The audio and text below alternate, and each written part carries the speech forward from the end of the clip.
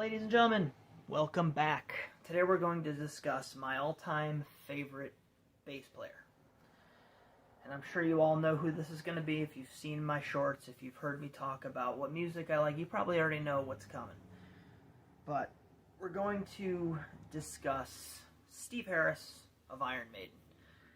And not only is he my favorite bass player, for reasons I will explore in a minute, but I feel like he's one of the most innovative bass players, not only within the context of the sound of Maiden, but also just in his sound as a bass player in general, just the sound of his bass. He's got a little bit of low end and a little bit of high end. He's got that clacky, cracky treble sound. He plays with his fingers. I think he only plays with the first two, but it sounds like he's playing with all four. He's very fast, he's very agile, very athletic player. And like I said, his sound is very trebly. So with the guitar mix of Maiden, everything is a little bit higher. It's very melodic. There's a lot of harmony going on. And in the back, you hear that clickety-clack bass tone cut through the sound perfect. And he also likes to run about the stage, right? He runs from one end of the stage to the other, pointing his bass as he runs, clacking away, you know.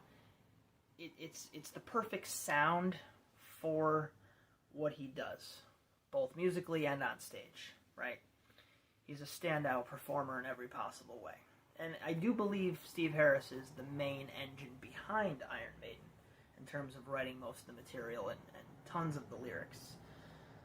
So with that said, you know, there you have it. You have his tone, you have his presence, you have his writing ability. I don't know anybody who has the exact tone he does. I've tried to emulate it myself, as he's my biggest bass influence. Back when I was just 15 years old, before I knew anything about music theory, I didn't even know what the notes on the bass were, but I know what sounded good, and I know what sounded like Maiden, so I figured out how to emulate that, and I'm sure if you guys check out my shorts, you'll see some of the stuff I've done that sounds like Steve. I can't say enough about Steve, alright? What do you guys think? Who's your favorite bass player? I love Steve Harris. He stands out. He's different. He's innovative, right? Who do you like? Let me know in the comments. And have a great day.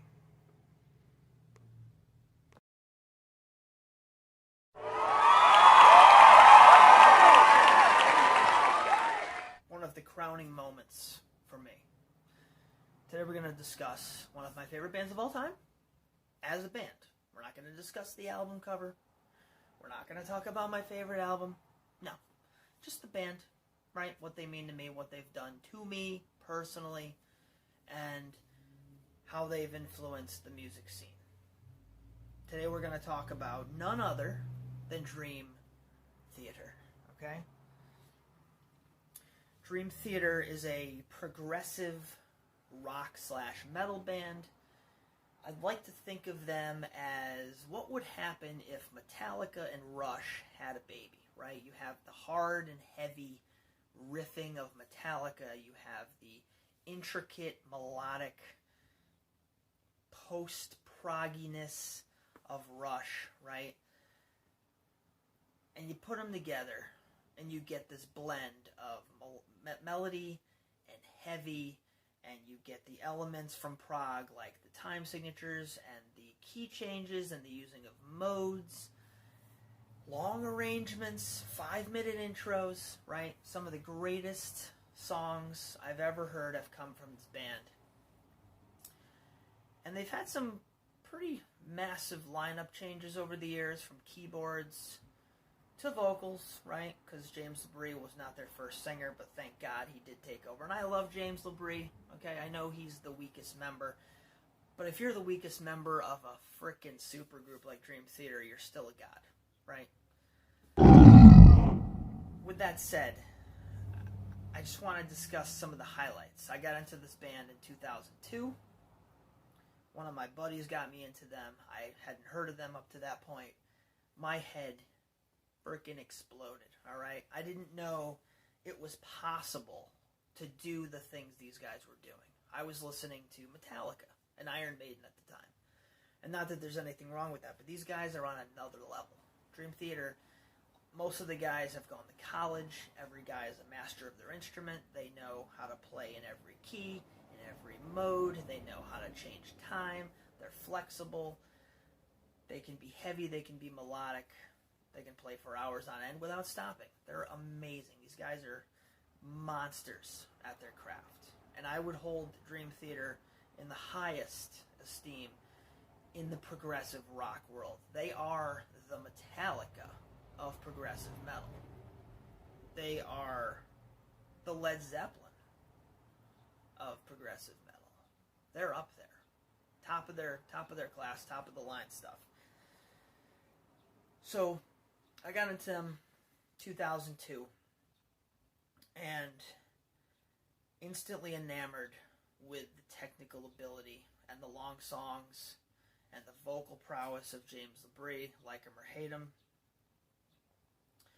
I think one of the first songs that grabbed me was the song Home off of Scenes from a Memory, which is arguably their magnum opus, right? I don't think there's a Dream Theater fan out there that doesn't love Scenes. And I think Home is the perfect Dream Theater song because it's long, it contains modal playing, it contains key changes, it's got rhythmic variety, the solo is killer, the instrumental sections are killer, it builds, it's got some of the greatest vocals from James LaBrie. Home is absolutely a quintessential Dream Theater track. Other notable tracks for me would be A Change of Seasons. As a kid, I would lay in my bedroom with the light off and put A Change of Seasons on, and I would just go on a journey. And it was such an experience.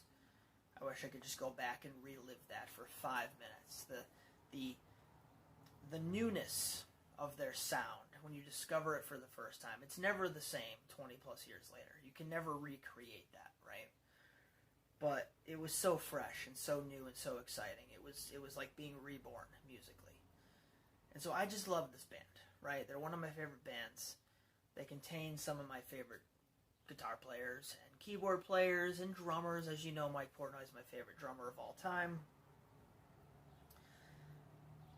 I could probably talk for the next hour, but I just wanted to give a brief little commentary on Dream Theater.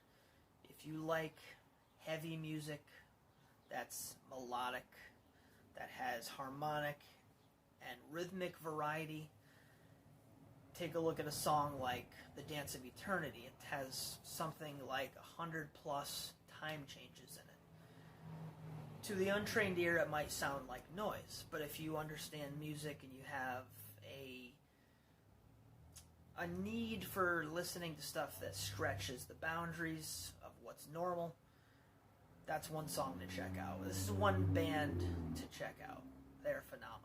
I can't say enough, but I'm going to have to stop there because by now you've probably clicked off the video. So anybody who's still here, my hat's off to you, all right? Love Dream Theater. Love progressive metal. What do you guys think? Like Dream Theater? Hate them? Got a favorite song? Leave it in the comments. Peace. Hey guys, how you doing? Welcome back. Thanks for tuning in. Today we're going to do a little top 5 favorite drummers. First on the list, from Iron Maiden, Nicko McBrain.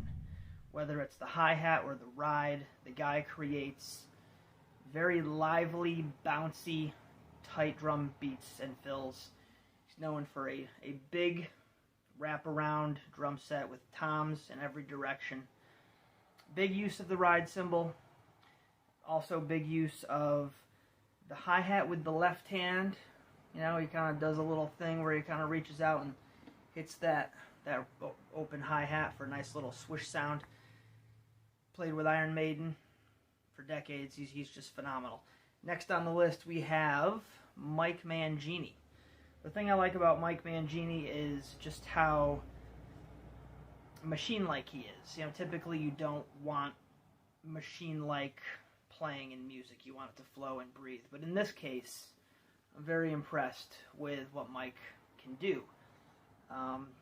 Probably one of the fastest buzz rolls in the world with one hand. Super tight, super fast. I mean, what more can you say? He's phenomenal. He is a machine. Next on the list, we have from Meshuggah, Thomas Hake, or Hawk, however you'd like to pronounce that. This guy is phenomenal. He's a beast. He's known for his chops on songs like Bleed, or that crazy double bass part. I think everybody's heard that song at this point. I personally prefer the older material off Destroy, Erase, Improve. That stuff is phenomenal.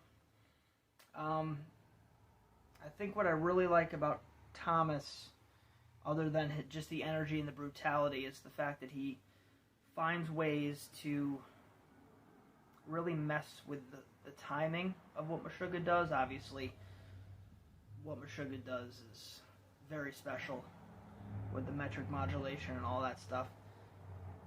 I would say him placing that snare on 3 in a lot of cases really makes things very interesting. Instead of having the snare be on 2 and 4, he places it on 3.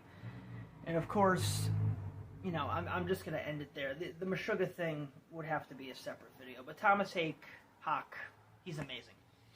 Next on the list, we have Gavin Harrison from Porcupine Tree. Gavin Harrison is a prog / jazzy style drummer.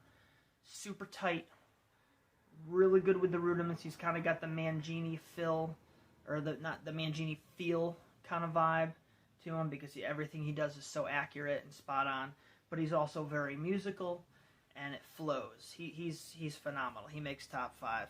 Last but not least, and probably my favorite, Mike Portnoy from Dream Theater and the countless other side projects he's done. He's the guy who I most emulate, probably next to Nicko McBrain, those two guys being my favorites of all time. But what I really like about Portnoy is the way he can drive the music in different ways, playing different beats over the same riff. He creates movement and drama in his playing. He's also really technically gifted, not on the level of a Mangini or a Harrison, but he really knows how to orchestrate the drums to the music he's playing behind. And that's one of my favorite things about being a drummer, is shaping the music and changing the time and the feel. And that guy does it phenomenal. Well, there you have it, guys. Top 5. Leave your top 5 or your favorite in the comments below. Please like and subscribe. And as always, hope you're well. Take care.